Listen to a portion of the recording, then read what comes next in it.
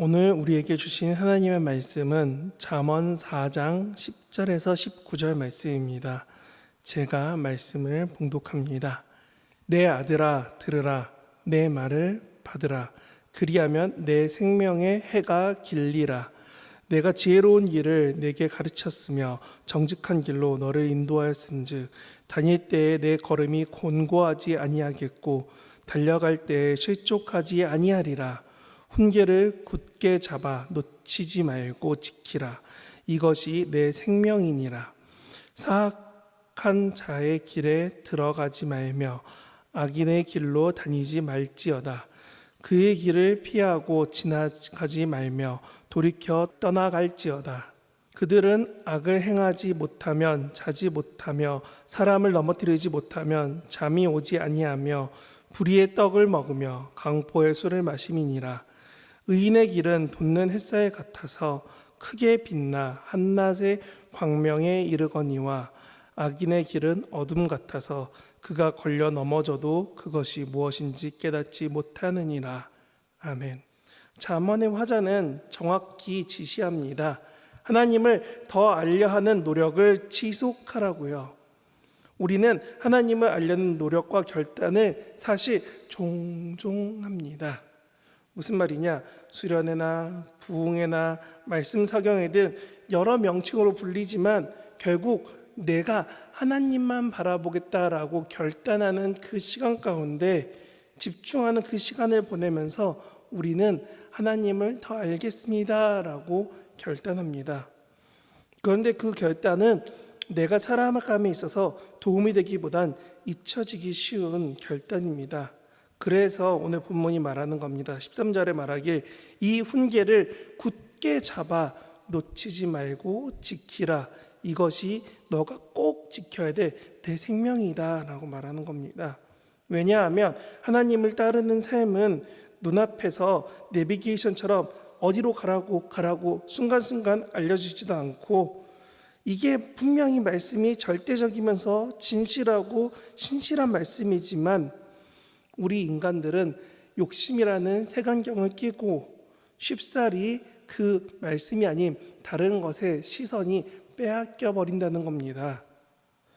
그래서 화려한 풍경 속에 있는 무채색 중요한 물품처럼 혹은 그림자처럼 이게 우리가 하나님을 알고 집중하기에 어렵다는 겁니다.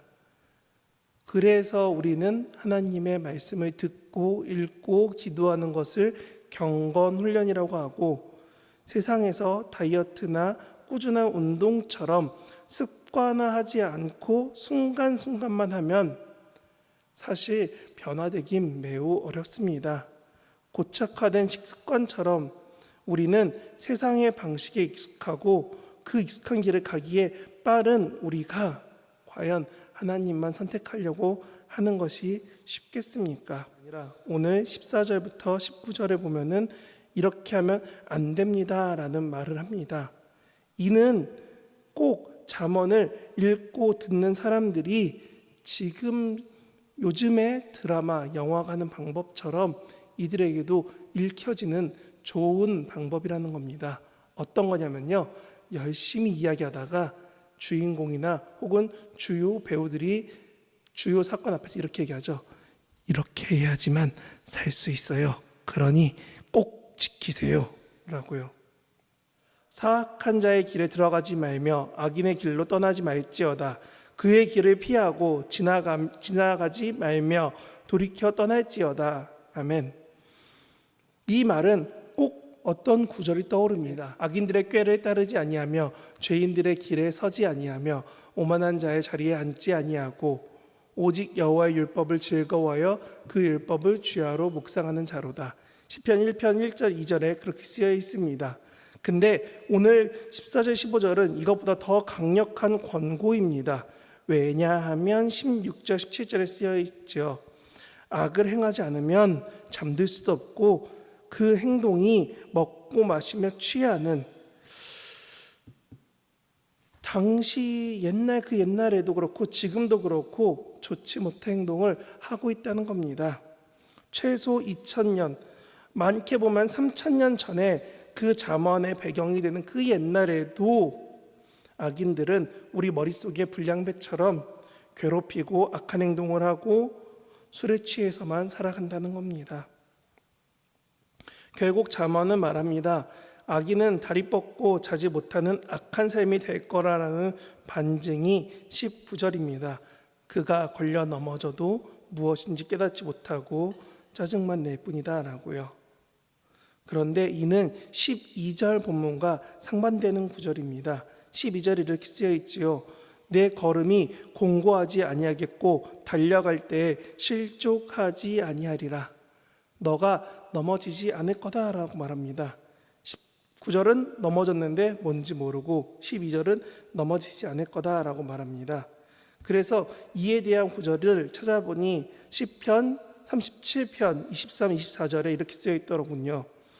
여호와께서 사람의 걸음을 정하시고 그의 길을 기뻐하시나니 그는 넘어지나 아주 엎드러지지 아니함은 여호와께서 그의 손으로 붙드심이로다. 아멘.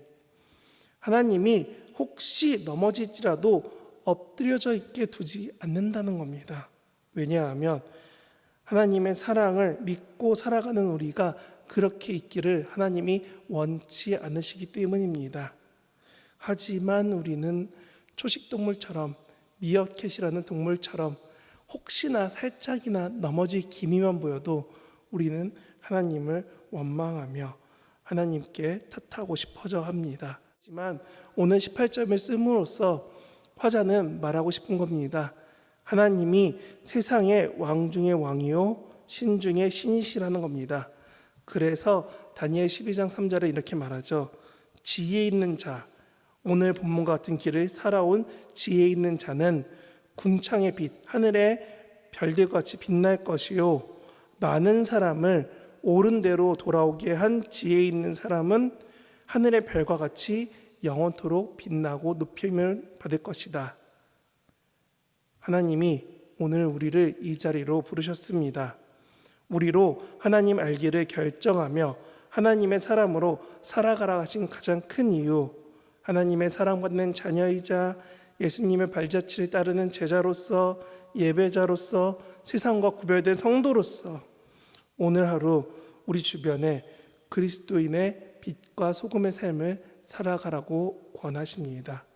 오늘 가족과 친지와 여러 사람들과의 만남 그 가운데서 오늘 여러분은 그리스도인입니까? 그리스도의 사랑을 쫓아 하루하루 살아가는 저와 여러분 되시길 진심으로 바랍니다. 하나님, 우리가 하나님의 말씀을 쫓아 살아가게 하여 주시옵소서. 우리가 잠언의 말씀처럼 말씀을 듣고 말씀의 길대로 살아가서 악인의 길이 아닌 하나님의 말씀을 쫓아가는 길, 의인의 길, 하나님의 말씀대로 머물러서 하나님의 인정받는 그 길을 살아갈 수 있도록 우리를 도와주시옵소서. 오늘도 우리와 함께 하시는 성령님과 동행하심을 구합니다. 우리를 너무 사랑하신 예수님의 이름으로 기도합니다. 아멘.